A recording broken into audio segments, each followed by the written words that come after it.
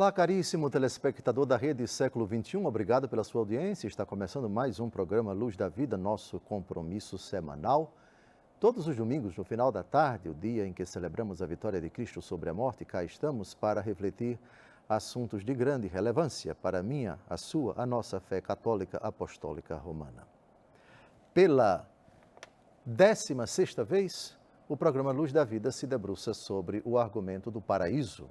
Paraíso ou céu, um dos 4 novíssimos. Novíssimos são as últimas realidades que sucederão a nossa breve aventura aqui na Terra. São 4 os novíssimos: morte, juízo, inferno e paraíso. Ao tema da morte dedicamos 29 programas, ao tema do juízo 65 programas, ao tema do inferno, realidade horrorosa, dela tratamos em 28 programas. E agora, esse é o 16º dedicado ao tema do paraíso. Sem dúvida alguma, o novíssimo mais importante, o único que nós desejamos em definitivo. No encontro passado, nós refletimos o primeiro parágrafo do Catecismo da Igreja Católica, que dedica 10 parágrafos ao argumento Novos Céus e Nova Terra, expressão que aparece não só na segunda carta de São Pedro, capítulo 3, versículo 13, mas também em Apocalipse, capítulo 21, versículo 1. Todo o capítulo 21 nós vamos tratar versículo por versículo no momento oportuno, porque já que abordamos novos céus, novo céu e nova terra, isso é desdobrado em 10 parágrafos no catecismo e convém explorar cada um deles, porque eles são muito ricos. Portanto, já vamos ao segundo parágrafo, o parágrafo 1043, que trata desse assunto. Essa é a nossa expectativa. Creio na vida eterna, objeto da nossa fé, mas também objeto da nossa esperança. Aguardamos, esperamos desfrutar dessa realidade que os olhos não viram, os ouvidos não ouviram, o que Deus preparou para aqueles que o amam. 1 Coríntios, capítulo 2, versículo 9. Com a palavra, a Igreja no seu catecismo. Esta renovação misteriosa, que há de transformar a humanidade e o mundo, a Sagrada Escritura a chama de céus novos e terra nova. Será a realização definitiva do projeto de Deus de reunir sob um só chefe, Cristo, todas as coisas, as que estão no céu e as que estão na terra. Nenhuma palavra da Escritura é colocada por acaso. A expressão, aspas, reunir sob um só chefe, Cristo, todas as coisas, as que estão no céu e as que estão na terra, isso não é poesia. Isso não é linguagem figurada. Isso vai se cumprir por ocasião do arremate da história. A eternidade em Deus, a eternidade com Deus, vai incluir todas as criaturas que estão no universo. Céus e terra, isso é um hebraísmo, uma expressão típica da língua hebraica, e notadamente de âmbito religioso, de conotação religiosa, que engloba, que reúne todas as criaturas. Creio em Deus Pai Todo-Poderoso, Criador do céu e da terra e das coisas visíveis e invisíveis. Essa expressão técnica do símbolo niceno-constantinopolitano, a primeira expressão, o primeiro artigo do credo. Aqui na Bíblia, céus e terra. Jesus gostava de usar essa expressão, céus e terra passarão, mas minha palavra não passará. Já explicamos, passarão no sentido, a criação presente está destinada não à destruição, elas passarão no sentido de serão transformadas. Aliás, renovação misteriosa, transformação da humanidade e do mundo. Humanidade, os seres humanos, dotados de inteligência e vontade, aquelas criaturas únicas criadas à imagem e semelhança de Deus. As outras são incluídas na expressão mundo. mas não apenas mundo, planeta Terra, mas o mundo criado, todo o criado no planeta Terra e fora do planeta Terra. Então, tudo o que existe fora de Deus é obra dele. Se é obra dele, está de alguma forma no céu e na terra. A expressão céu, que comporta também o que nós entendemos por firmamento, mas atenção, firmamento é aquilo que nós vemos, aquilo que nós enxergamos, aquilo que está ao alcance dos nossos olhos, mas o que está ao alcance dos nossos olhos é uma parcela, eu diria, ínfima do que nós entendemos o cosmos, as galáxias, as constelações, as estrelas, os astros, os cometas, os buracos negros, enfim, tudo o que existe no universo que, em sua grande maioria, pelo menos a astronomia diz hoje, é muito pouco conhecido pelo homem. Tudo isso vai ser renovado. Renovação misteriosa. A igreja foi feliz em colocar o adjetivo misterioso, porque de fato escapa ao nosso conhecimento. Nós não conhecemos, nós não sabemos. Aliás, no parágrafo 1048, lá na frente, a igreja vai dizer literalmente, nós desconhecemos o modo como essa transformação vai acontecer. Por quê? Porque não nos foi dado conhecer, porque ainda não aconteceu, porque a nossa razão não consegue imaginar. Eu vou dar um exemplo simples. Uma das profecias messiânicas diz que a era do Messias vai possibilitar que a criança coloque a mão na toca, na toca da serpente e nada vai lhe acontecer. O animal carnívoro vai comer do lado do animal herbívoro, enfim, vão pastar, o boi e o urso vão comer harmoniosamente, nenhuma criatura vai causar dano a outra. Sinceramente, me diga, você consegue imaginar como uma pessoa possa, diante de uma serpente venenosa, sei lá, uma sucuri, ou qualquer outra cobra venenosa, cuja natureza é exatamente para picar a presa, para matá-la, e quem chegar perto dela pode correr, e de fato corre risco de morte? Como imaginar isso no céu? Uma cobra que chegue perto da pessoa e vice-versa, e a pessoa não sinta nenhum mal. Mas vai ser assim. A nossa razão, ela está acostumada, ela está adaptada, ela se acostuma, está acostumada com as experiências que chegam até ela e das quais ela participa. Aquilo que não se enquadra dentro da lógica atual, como vai ser precisamente isso? Nós desconhecemos. Nós não conseguimos supor tamanha beleza. Como a criatura que Deus fez com tais características, o animal herbívoro, para ser herbívoro, ele não come carne de ninguém. Já o animal carnívoro, os que têm uma dentição para rasgar, para estraçalhar carne e matar mesmo. O leão, a natureza dele, a natureza sanguinária, ele não poupa nada nem ninguém que se colocar no seu caminho. Se ele está com fome, ele come a primeira coisa que tem a carne na sua frente. Mas no céu não vai ser assim. Renovação misteriosa. Transformação da humanidade. Como conceber um vulcão ativo que não vai explodir? Como conceber um fenômeno, uma falha geológica que não vai se manifestar em tsunami, em terremoto, etc. Como conceber furacão, tempestades que são fenômenos recorrentes em determinadas regiões da Terra? Como conceber o Polo Norte e o Polo Sul tão gelados, com condições adversas para a sobrevivência? Como conceber? Não entra na nossa cabeça, mas é a fé que nos diz, é uma renovação misteriosa, sim. Todas as falhas, todas as deficiências, todas as, não digo anomalias, porque nada daquilo que Deus faz é anômalo, mas as criaturas com suas capacidades,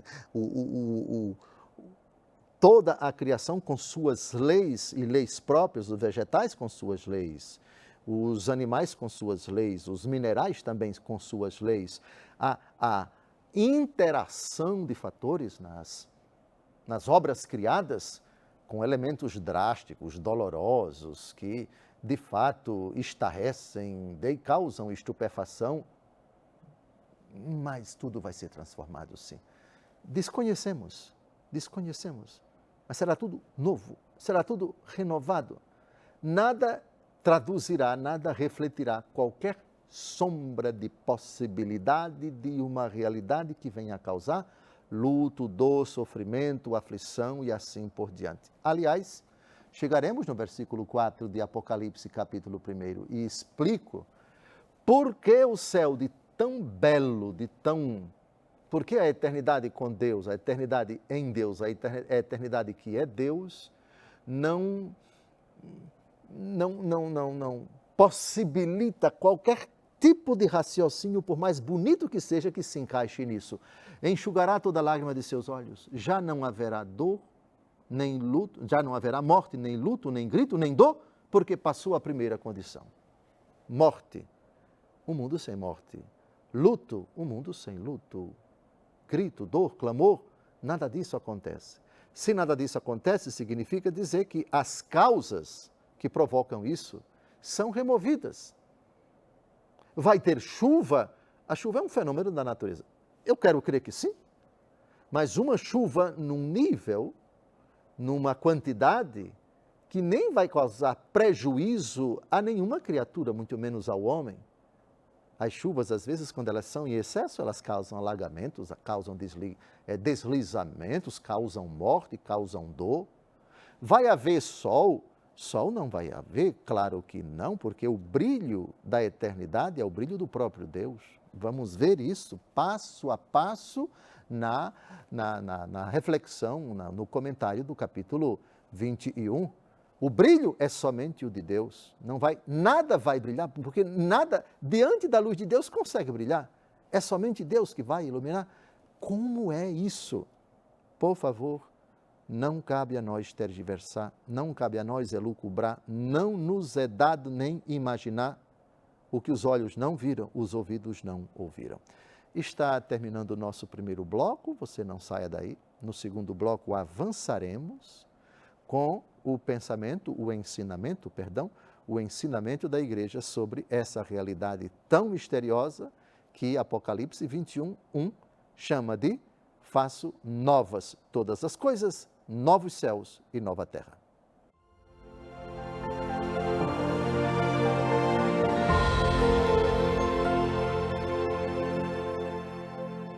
Olá, caríssimo telespectador da Rede Século 21, obrigado por ter permanecido conosco. Depois desse breve intervalo, está começando o nosso segundo e último bloco do nosso encontro semanal, o programa Luz da Vida, pela 16ª vez dedicado ao tema do paraíso. Paraíso, um dos 4 novíssimos. Novíssimos são as realidades que sucederão à nossa breve aventura aqui na Terra. São 4 novíssimos: morte, juízo, inferno e paraíso. Ao tema da morte dedicamos 29 programas, ao tema do juízo 65, ao tema do inferno 28, ao tema do paraíso. Com esse, 16 programas e ainda temos muito mais. Continuamos a investigar a expressão clássica que se encontra na segunda carta de São Pedro, capítulo 3, versículo 13, e Apocalipse, capítulo 21, versículo 1, eis que apareceu um novo céu, apareceu uma nova terra. Vi um novo céu, vi uma nova terra, diz o apóstolo e vidente João Evangelista. Depois ele acrescenta: o primeiro céu e a primeira terra desapareceram e o mar já não existia. A pergunta que nós formulamos é esta: em que consiste essa renovação? Desconhecemos. Mas que vai acontecer, vai. Quando? E o modo como isso vai acontecer, dirá o parágrafo 1048 do Catecismo, que vamos ver um pouco mais à frente, nós desconhecemos. mas que é uma realidade de fé, sem dúvida alguma, mas que integra o último artigo do credo, nenhum católico pode duvidar disto. Agora, nós vamos tratar de uma questão muito bonita. O céu como o lugar da ausência completa de tudo aquilo que causa dor, que causa luto, que causa lágrimas derramadas, que causa aflição, que causa angústia, que causa desespero. Vislumbre e se alegre com isso, uma realidade sem nada disso e para sempre. Quando eu falo para sempre, não estou falando apenas de 2 bilhões de anos. Não. Aliás, nem tempo vai existir na eternidade. Que, aliás, são dois conceitos até incompatíveis, eternidade e tempo. Eternidade, a condição de duração eterna. Não há antes, nem há depois. Isso já é algo difícil de entrar, eu diria impossível de entrar, na nossa razão. Isto é, imaginar uma condição que não esteja sujeita ao antes, durante e depois. Antes, durante e depois, portanto, o conjunto de uma sucessão de momentos. Sucessão de momentos, isso é o tempo.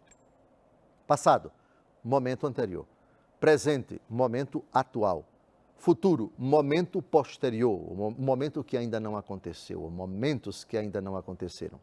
Todo mundo entende isso, porque a gente está relacionado, condicionado, inserido nessa dinâmica do antes, do durante e do depois. Isso daqui. No céu, para que isso? Não tem mais necessidade disso, não. Joga isso fora. Aliás, antes de morrer, não vejo nenhum sentido para uma pessoa enferma que está se ultimando de ter isso. Para quê? Se ela está deixando isso. Se ela está deixando isso, não quer dizer o tempo. Se ela está deixando essa condição de antes, durante e depois, está acabando. Sua aventura numa dinâmica de antes, durante e depois está chegando ao fim. Nós vamos ver, não há mais tempo, diz o livro do Apocalipse, para descrever essa condição que não acaba jamais. Considerando a condição que não passa, eterna, feliz,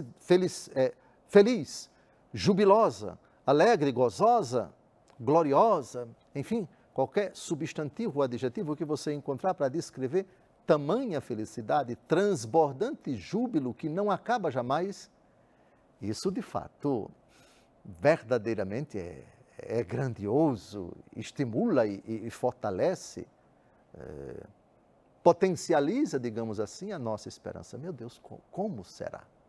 Pois bem, tratemos agora desta expressão que aparece nos versículos 4 em diante de Apocalipse, capítulo 21. Com a palavra, a igreja, num dos parágrafos mais bonitos do Catecismo da Igreja Católica, vamos ao texto. Neste universo novo, a Jerusalém celeste, Deus terá sua morada entre os homens. Enxugará toda lágrima de seus olhos, pois nunca mais haverá morte, nem luto, nem clamor, e nem dor haverá mais. Sim, as coisas antigas se foram. Universo novo.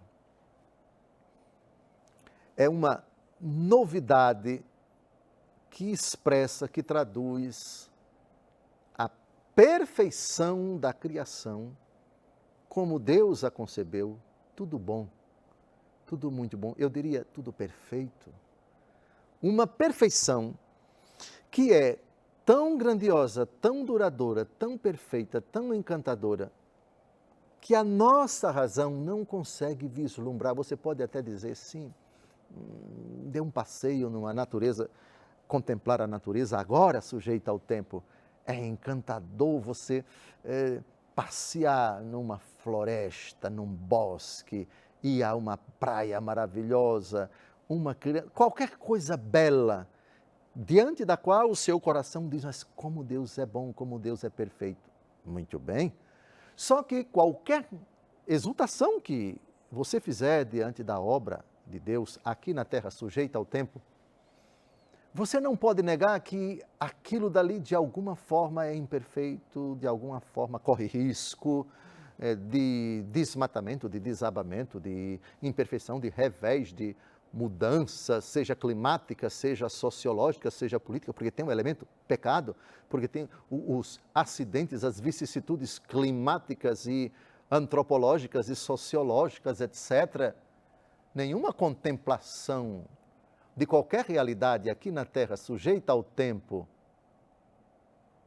possibilita que isso seja, autoriza você a dizer, eu ficaria aqui a vida inteira. Primeiro que não pode, porque o tempo está passando. Segundo, que essa realidade inserida num contexto maior, de alguma forma, corre risco. De alguma forma, está sujeita à imperfeição. De alguma forma, está sujeita às leis da natureza que nós podemos afetar, nós podemos transformar, nós podemos transtornar essa realidade. E se não queremos, há gente cobiçosa que pensa isso. Há interesses escusos que podem se tornar um dia uma ameaça àquela realidade tão bonita que daqui a 10 ou 15 ou 20 ou 30 anos talvez não exista mais ali, não esteja mais ali.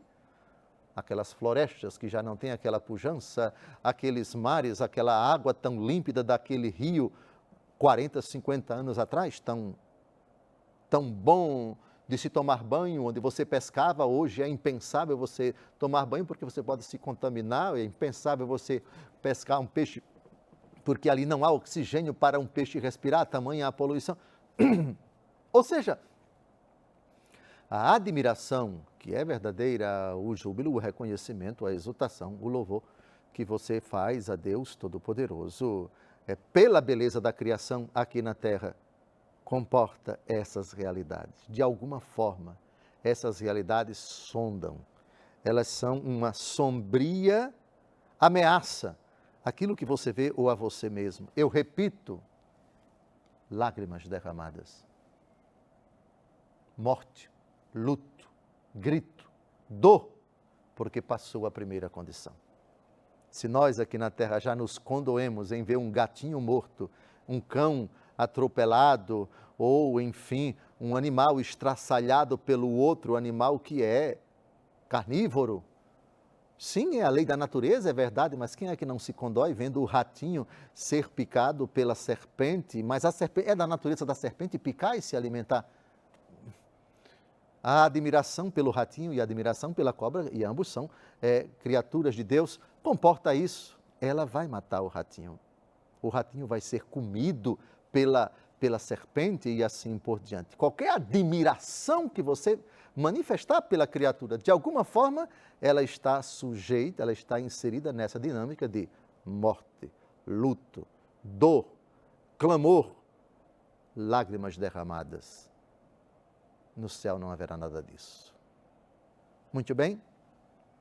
Ainda nesse mesmo parágrafo, Deus terá sua morada entre os homens. Uma expressão que não pode ser interpretada ao pé da letra, no sentido de que, Deus vai ter sua morada. Então, ele vai ter uma casa grande só para ele, a melhor casa porque é a de Deus.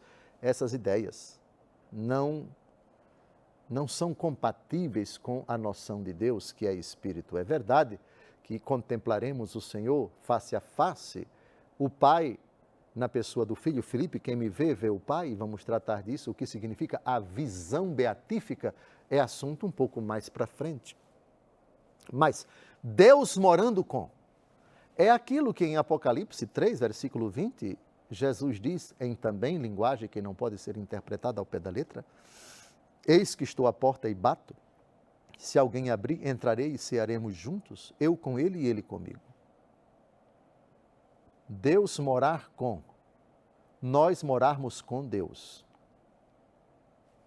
Também nosso Senhor Jesus Cristo nos ajuda a entender essa expressão, não se perturbe o vosso coração, credes em Deus, crede também em mim. Na casa do meu Pai há muitas moradas.